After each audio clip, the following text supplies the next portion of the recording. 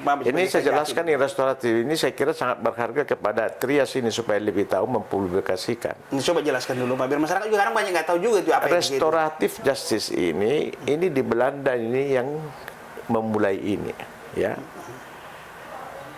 Jadi di negeri Belanda yang disebut afdoning besin proses, ya. Jaksa ya. Artinya afdoning besin proses ini adalah penyelesaian perkara di luar pengadilan. Nah, tapi di sana diatur dengan undang-undang, ya, diatur dengan limitatif syarat-syarat.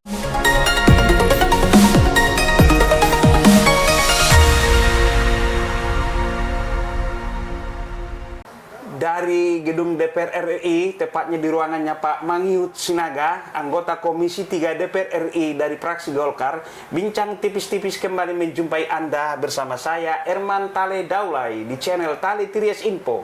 Di channel ini, berbagai isu terkini yang menjadi perhatian publik dan narasumber yang kita hadirkan untuk membahas isu tersebut akan kita iris-iris menjadi tipis-tipis. Pada tayangan kali ini kita sengaja menghadirkan Pak Mangyut Sinaga terkait dengan program fokus perhatian beliau di Komisi 3. Jadi kita nanti akan bertanya secara acak nanti ya Pak ya. Namanya juga bincang tipis-tipis ya, kita iris tipis-tipis semua. Kita mulai dari soal profesionalisme dulu Pak. Ini kan baru-baru ini kita dikejutkan soal di institusi Kejaksaan di Tapanuli Selatan yang kita kelihatan sepele gitu ya kan Pak, tapi bisa meledak. Beranjak dari pengalaman Bapak sebagai kajari, inspektur pengawas gitu ya Pak ya. Bagaimana Pak mitigasi Pak? Saya mau mitigasi dulu Pak. Kalau terjadi tersumbat komunikasi di internal itu kan Pak, bagaimana mitigasi agar itu tidak menjadi konsumsi publik? Silakan iris tipis-tipis dulu Pak. Baik, terima kasih ya dari Trias, teman-teman dari Trias, ya. Jadi soal perkara yang kemarin terjadi, ya, yaitu menyangkut jaksa yang dari Padang Sidempuan, namanya si Jopi, ya. Tapsel tepatnya dari Tapanuli Selatan, ya. Jadi sebenarnya itu kan persoalan sepele itu sebenarnya, ya. Tapi kok bisa heboh, ya. Tapi yang tidak kalah juga kita setelah tahu, rupanya juga saudara juga Jope ini juga ya mantan aktivis, mantan wartawan juga. Jadi dia juga ya bisa juga menghembuskan berita-berita yang kecil, ya. Nah, bagi saya pengalaman saya sebagai ya jaksa ya 34 tahun. Nah, apalagi saya udah pernah kajari, bahkan jadi inspektur juga di pengawasan. Saya baru menemukan seperti kasus Jope ini yang terjadi di kejaksaan. Saya juga sangat menyayangkan ya. Artinya juga satu sisi, nah, kajari Padang Sidempuan juga kajari Tapsel. Tapsel itu tidak bisa menyelesaikan dengan bijak apa masalah sesungguhnya, ya. Nah, apa masalah sesungguhnya ini juga sebenarnya kita pun kurang tahu, ya. Artinya sebagai dia pimpinan itu harus mengerti tipikal daripada ya anak buahnya dulu, ya, supaya mudah dilakukan sesuatu ya untuk bagaimana pelaksanaan tugas supaya tercipta dengan kondusif. Biar ada mitigasi ya, yang tadi Pak ya. Mitigasi. Nah, akan tetapi di lain pihak juga saya juga mendapat info ini saudara Jopi ini juga karena awal masuknya kejaksaan sudah dari ya beda pemikiran, dari dia LSM atau dari latar belakang jurnalis. Ketika masuk pun beliau pun katanya sudah ini yang suka membuat reseh, membuat suatu onar ya. Baik dia yang pertama di penugasannya yang pertama, bahkan juga di diklat juga. Nah, sebenarnya ini orang tujuannya itu mau apa sih? Cinta nggak kejaksaan? Ya, itu sesungguhnya dulu. Kalau memang dia niat cinta dengan kejaksaan, latar belakang dia yang muka suka ngomong, suka ceplos-ceplos itu, atau sebagai wartawan itu harus ditinggal, ya, harus ditinggal sesungguhnya itu. Dia harus bisa kembali, ya, bagaimana seorang, ya, menjadi pegawai kejaksaan yang betul-betul, ya, nurut, ya, ikut aturan, ya, loyal dan segala macam. Karena di kejaksaan itu udah pasti itu ada aturan, ya, ada aturan-aturan internal, ya. Diajarkan kita di situ juga, ada juga trikrama diaksa itu juga, itu di kejaksaan itu di diklat diajarkan itu menghargai pimpinan, menghargai korps, segala macam. Ini yang ini. Ya kan? Itu udah harga mati tuh. Karena apa? Ketika kita sudah ikut lembaga itu, kita terutama harus kita hargai korps. Ya, ini harus dan harus. Nah, kalaupun ada perbedaan pendapat, ada yang kita tahu bagaimana menghargai korps dan bagaimana menyampaikan aspirasi, itu aturan-aturannya ada. Nah, makanya dengan pengalaman Bapak tadi saya tanya. Jadi itu. Jadi kita dulu juga ketika masuk pegawai juga harus begitu kita. Katakan kita pun betul, bisa saja kita ketika itu kita merasa salah, ya kan? Ya karena kita bawahan, ya kita menghargai korps. Tapi sesuatu saat juga nanti yang benar itu juga bisa kita sampaikan pada ketika ruangnya ada. Tapi di pribadi si Yopi ini saya lihat itu nggak ada. Dia karena udah terbawa emosional sebagai apa dia. Jadi belum tersumbat sebenarnya. Iya. Takutnya tersumbat nanti ininya dia, Pak, makanya tersumbat dia kan masih nggak boleh. Kan dia baru. Dia kan artinya baru 1 tahun dia, ya. Pengalaman ini cobalah dilihatnya dulu, dialami, dilakoni dulu, ya, barulah nanti, ya. Sebenarnya pengalaman itu adalah guru yang baik. Kalau nanti dia, ya, jadi pimpinan, ya yang salah itu jangan diikuti, kan kira-kira begitu. Ini dia udah berontak, ini ya belum tentu apa yang dalam pikirannya dia, pimpinannya juga setuju kan. Ya kita juga manusia ini kan berbeda-beda, nggak boleh kita samakan pendapat pribadi itu, ya, apalagi organisasi, ya. Ya, itu makanya harus loyal kepada pimpinan, ya. Loyalitas kita itu di mana, menghargai korps di mana. Nah, kita lihat ini si Job itu kemarin itu nggak ada, makanya kita kaget kok bisa begini, ya. Nah itu jadi rupanya itu tadi latar belakangnya juga udah banyak dengan Jopi. Ya kita tahu setelah pertemuan RDP itu aja, makanya kita tahu kejaksaan tidak membuka semuanya sejak awal. Memang Yopi ini sudah, ya, dia punya, ya, perilakunya atau kesukaannya tukang ngomong, kan, tukang apa, lalu mencederai institusi atau bahkan membuat orang tersinggung dan lain-lain, kan, kira-kira demikian. Berarti bobot masalah ini sebenarnya dengan dampak buruk yang dialami korps ini nggak berbanding lurus, ya, Pak, ininya nggak jauh sekali gitu ya ininya. Jadi ya saya katakan juga tidak berbanding lurus, ya, artinya ini kejaksaan tidak publikasi semua, ya. Ya contohnya baru kita tahu dia juga waktu PPJ katanya sudah tertunda, ya, untuk dengan apa, untuk pendidikan jaksanya itu ditangguhkan 6 bulan, karena sering juga membuat satu, ya, hal-hal seperti itulah, ya, artinya memviralkan kondisi di diklat, bagaimana seolah-olah ini kan melawan daripada aturan atau kondisi yang ada dilakukan oleh di badan diklat itu, sehingga dengan mungkin rapat daripada para penyelenggara diklat, ya, saudara Yopi ini, ya, belum dapat harus ditangguhkan 6 bulan untuk diklatnya. Ini dialami dia. Jadi ini artinya ini kan sebenarnya ini berarti sudah ada bibitnya dia. Itu tadi saya katakan, kembali lagi pada pribadi Yopi ini. Yopi ini masuk kejaksaan bukan sepenuh hati.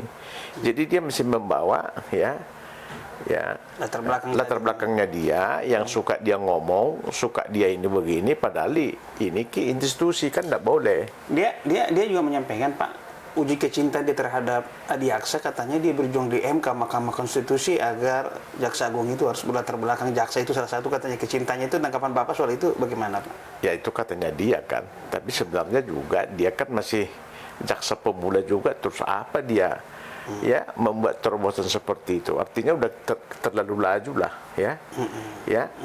Ya, udah terlalu laju lah kalau saya menganggap ya. Ya kalau dia coba dulu lah ya, nanti dialami dulu. Mana? Ini kan 6 bulan baru jaksa ya. Artinya dengan pemikiran dia seperti itu kok cepat sekali dia mau merubah, mau membuat suatu ya pandangan. Katakanlah itu benar.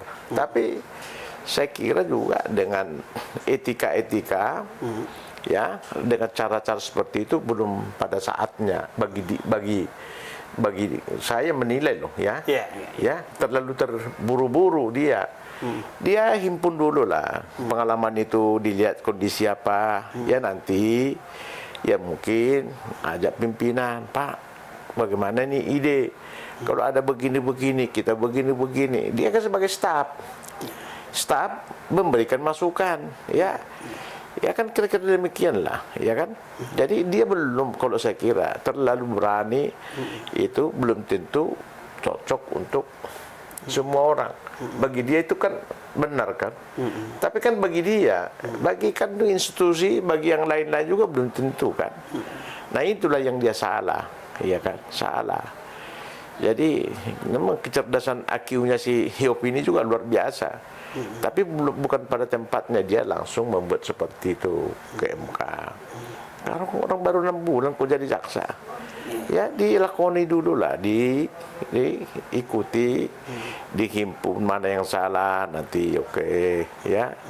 Baru ada tempatnya nanti dia mungkin udah 2-3 tahun, 4 tahun jadi kasih. Ya mungkin ada rapat, ya berikanlah saran dan pendapat. Karena ada kita kadang-kadang rapat itu di kejaksaan itu ada, ya rapat pimpinan, rapat staf, rapat apa-apa, kan kira-kira demikian loh. Jadi nggak boleh pribadi-pribadi langsung dia membuat yang menguji MK atau bagaimana. Memangnya pribadi dia, ini kan dia kan udah masuk institusi loh, organisasi kan. Segala sesuatu itu harus juga seizin organisasi, iya kan? Iya lembaga, iya kan? Jadi tidak boleh semena-mena. Itulah tadi latar belakang dia terbawa emosi, dia membawa latar belakang dia sebagai aktivis jurnalis tadi ya. Iya, aktivisnya dulu. Dia nggak sadar bahwa dia sudah masuk satu organisasi yang sudah punya sistem, punya komando. Ya kan kira-kira gitulah. Itulah memang yang dia pahami. Nah, itu penglihatan saya. Oke, sedikit berlalu Pak. Ini kan sebenarnya kesalahan mobil dinas. Itu ini. Jadi sementara kejaksaan ini lagi gencar-gencarnya restoratif justice. Orang yang suami istri pukul-pukulan aja bisa didamaikan secara kekeluargaan. Orang yang nyolong sawit 5 kilo aja pun bisa didamaikan secara restoratif justice gitu kapan. Itu kan semangat restoratif justice pun sebenarnya mobil dinas ini pun sebenarnya walaupun ada kesalahan gitu kan. Tapi kan itu enggak, ini gimana tanggapan Bapak soal itu? Saya kira juga kalau memakai mobil dinas, siapa sih nggak boleh memakai mobil dinas? Anak buang masa nggak boleh? Ya, saya kira siapa dia pun saya kira juga bisa pakai. Ini ada apa? Itulah menjadi kecurigaan saya. Kok si Nela itu kok dicemburuin gara-gara pakai mobil dinas, ya kan? Ya kalau pengen dia mau pakai, minta dengan Kajari. Bu, aku pakai dulu, ya. Artinya saya kira pada sekitar kejaksaan atau dengan keperluan keluarga juga saya kira bisa lah kita ini kan paham-paham aja. Apa sih masalahnya dengan memakai staf, dengan memakai ya mobil dinas? Saya juga staf saya dulu juga pakai, ya. Tapi hati-hati, jaga, jangan sampai kecelakaan, jangan sampai ini. Kan kita bilangin aja kok. Jangan membawa kepada hal-hal yang tempat lain, ya kan, yang melanggar hukum. Kan kira-kira gitu loh. Ya kalau pakai sih masa nggak boleh, ya kan?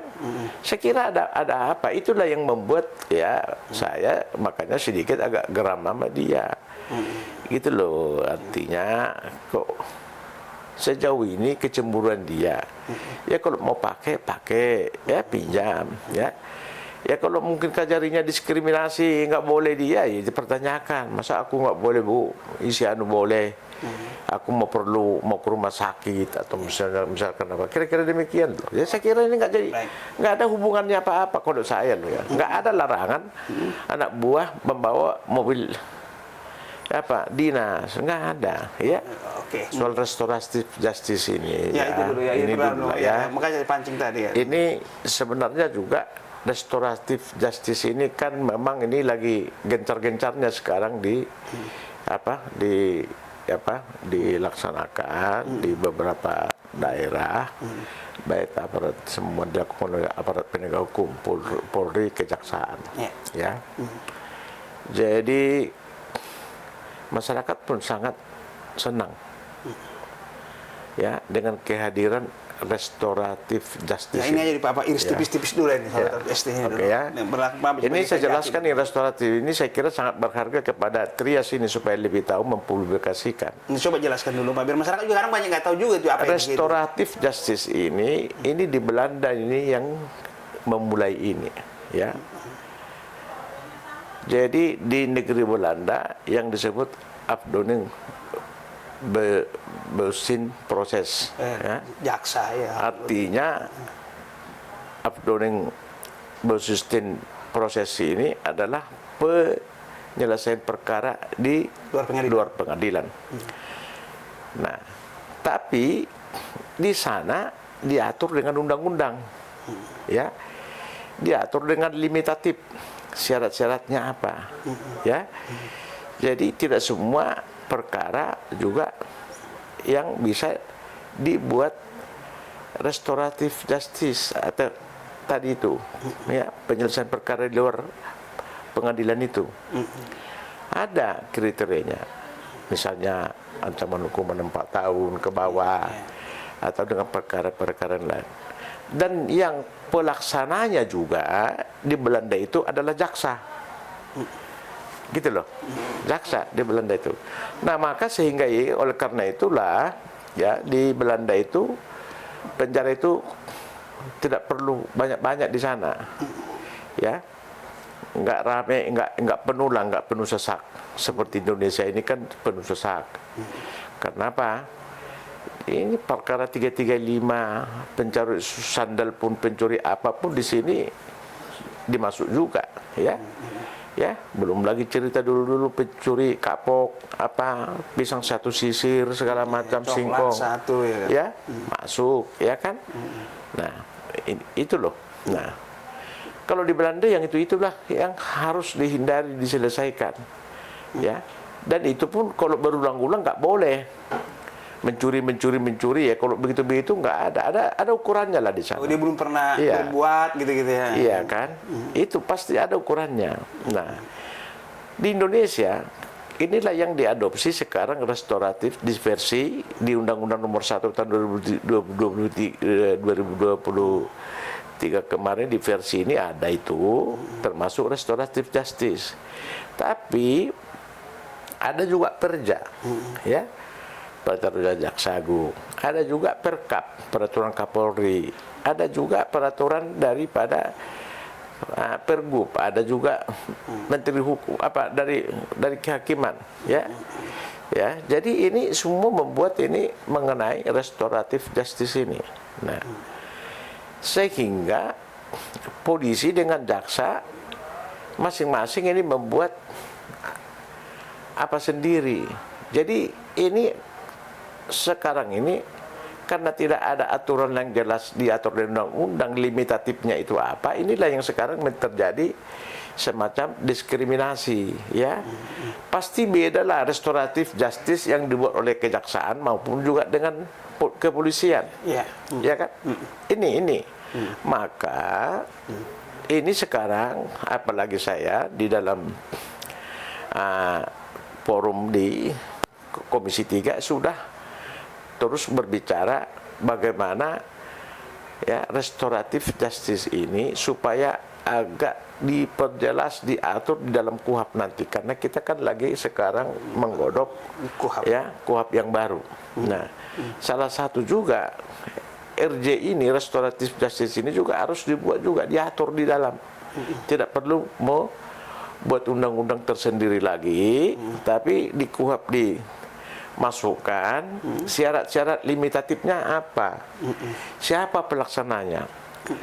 Nah, saya kira kalau polisi, ya, polisi kan ada SP3 kok, ya, ya, polisi kan berhak menghentikan perkara, ya, kalau memang didamaikan atau nggak cukup bukti, ya kan ada SP3, itu sah. Jadi tidak restoratif justice namanya. Nah, tapi kalau kejaksaan kan tidak ada penghentian penuntutan, ya, di kejaksaan itu tidak ada penghentian penuntutan. Yang hanya boleh penyampingan perkara, ya, yang boleh, yaitu namanya deponering, adalah jaksa agung. Itu pun ada perkara-perkara yang sangat penting, ya, ya, demi kepentingan umum, ya, atas persetujuan presiden, jaksa agung bisa mendeponering perkara, ya, menghentikan penuntutan. Itu hanya itu aja, itu loh. Jadi oleh karena itu di Belanda adalah jaksa pelakunya, ya saya kira ini supaya ada keseragaman, ada kepastian, ada juga tidak saling tumpang tindih, ya udah diatur, ya kasih aja kejaksaan, polisi masukkan, ya berkas ini setelah dilihat ini memenuhi syarat untuk di RJ, ya, ya, lalu diundang rapat oleh jaksa penuntut umum nanti, baik penyidiknya, baik juga kedua belah pihak, ya. Artinya pelapor yang dirugikan atau juga yang pihak-pihak lain, ya dengan syarat-syarat itulah tadi. Syarat-syarat apa yang boleh, yang menjadi syarat RJ ini, ya, artinya selesai. Kan kira-kira begitu. Jadi artinya tidak boleh juga hanya jaksa sendiri langsung putuskan ini begini. Ya panggil penyidiknya juga supaya tahu, ya. Karena, jadi semua ini kalau sistem yang dibuat seperti itu ada kejelasan, ya, daripada pelaksanaan RJ ini tidak tumpang tindih. Tapi secara personal, ya, Bapak mendukung RJ ini, ya? Justru kan berjelas, memang sangat baik RJ ini. Nah, yang celakanya karena ini ya terjadi apa di lapangan, bisa-bisa saja nanti perkara pembunuhan juga dirjekan karena berdamai atau bagaimana. Udah berdamai kok katanya, itu bagaimana. Tapi kalau lihat 4 tahun kan nggak bisa memang. Ya artinya inilah, jadi haruslah diatur dengan undang-undang perkara-perkara mana yang boleh dirjekan, ancaman hukuman 4 tahun ke bawah, atau pelanggaran-pelanggaran atau bagaimana. Supaya nggak subjektif juga ya Pak, ya. Nggak subjektif, supaya nggak bias, ya kan. Nggak bias, Ya terus terang aja, ya kalau ya ada perkara-perkara seharusnya kejahatan, ya, karena ya si pelaku ini bisa membiayai dengan apa, ini kita tertutup kemungkinan. Kita harus jaga sekarang ini kan, ya, sogok sana sogok sini, lalu larinya ke RJ, ya, ya, si korban juga menerima, padahal ini sebetulnya aib persoalan ini di mana ukurannya nanti, ya kan. Jadi saya kira harus ada batasannya supaya ini RJ ini tidak bisa disalahgunakan. Beberapa kasus memang suami istri malamnya berantem pangpung-pangpung. Ya kalau masih itu boleh lah. Ya, tapi kalau dengan yang lain, dengan menyangkut lain, tapi karena dengan materi dibayar, ya, ya bisa saja loh, ya, ya. Padahal itu adalah kejahatan, ya, bukan lagi pelanggaran. Kejahatannya juga udah sangat luar biasa, ya. Tapi karena dilihat uang banyak segala macam, nah. Terus bagaimana besok-besok orang nggak punya uang, kasusnya sama, bisa nggak dirjekan? Ini kan menjadi bola liar. Ya, makanya ini harus diatur limitatifnya, syarat-syarat, ya, apa-apa kasus yang bisa dilakukan RJ. Nah inilah yang lagi kita dorong dengan apa nanti kita dari Komisi 3 maupun dengan Balik dan juga nanti pihak-pihak terkait ya, supaya di KUHP baru nanti ini juga masuk ya, sehingga 2026 KUHP kita juga supaya bisa selesai dan tahun ini diselesaikan, dan undang-undang KUHP yang baru itu bisa 1 Januari itu kan sudah berlaku. Nah, tapi kalau nggak ada juga hukum acaranya, bagaimana dia nanti berlaku 1 Januari kan? Cuman kan Pak, benar juga nih Pak, kenapa RJ ini perlu kadang human interestnya begini Pak.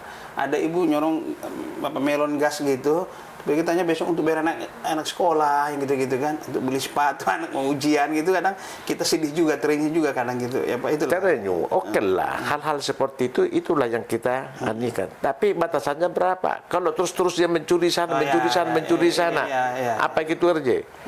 Nah, pencuri kelapa sawit. Sekarang kan ngetren kebun itu terus, itu perusahaan negara itu kan perkebunan kan terus teriak. Ya, minggu depan mencuri sana, minggu depan mencuri orangnya itu, tapi di RJ kan itu. Apakah memang itu bagian masuk daripada RJ? Katanya sih nggak boleh, cuma sekali doang, berikutnya kalau dia justru karena itulah harus dibuat dengan aturan yang tegas, dan juga ini di undang-undang lah ini harus tegas karena dalam rangka mengatur perilaku masyarakat ya. Nah, ini harus supaya ada keseragaman, tidak ada tebang pilih, tidak ada semacam diskriminasi ya. Nah, beda versinya jaksa, beda versinya polisi. Ya, mungkin lagi itu Pergub ada lagi. Kok bisa Pergub juga membuat dan RJ juga? Ya, di mana kekuatan hukum mengikatnya itu?